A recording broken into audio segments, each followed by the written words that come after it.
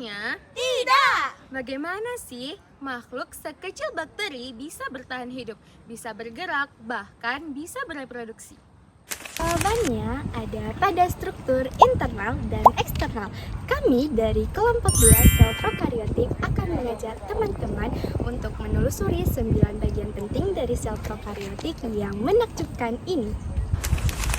Kita mulai dari benteng pertahanan terluar, yaitu kapsul. Ini adalah lapisan pelindung ekstra yang melindungi sel dari kekeringan dan upaya fagositosis oleh sel inang. Ia juga membantu bakteri menempel pada permukaan. Lapisan selanjutnya ialah sel wall atau sering disebut juga dinding sel. Tugasnya jelas, yaitu memberikan bentuk dan dukungan struktur pada sel.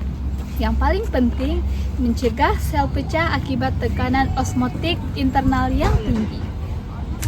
Masuk ke lapisan semi-permeable, yaitu plasma membran. Lapisan ini biasa mengatur pergerakan zat masuk dan keluar, biasa disebut dengan permeabilitas selektif. Dan ingat, disinilah beberapa proses metabolisme penting terjadi. Berikut ialah struktur seperti rambut pendek, yaitu pilus yang berfungsi untuk melekatkan ke permukaan dan sel lain dan berperan vital dalam proses pertukaran materi genetik yang biasa disebut dengan konjungsi.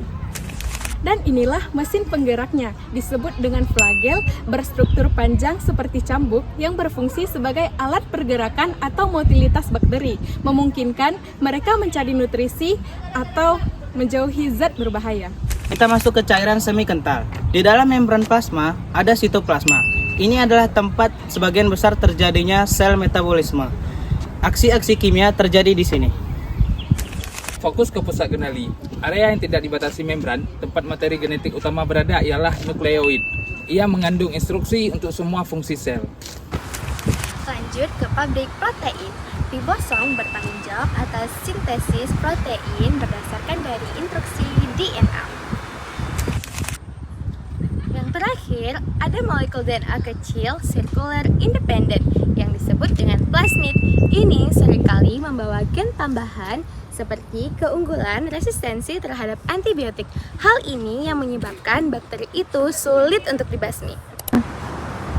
Jadi, dari kapsul yang melindungi hingga plasmid yang membuat kebal. Wah, 3. Semoga video ini bisa menambahkan pemahaman teman-teman. Sampai jumpa di pembelajaran biologi sel dan molekuler selanjutnya. Salam biologi! Masak nasi dalam bambu bakar kayu atas batu sak. Kasih bye-bye kisah lalu.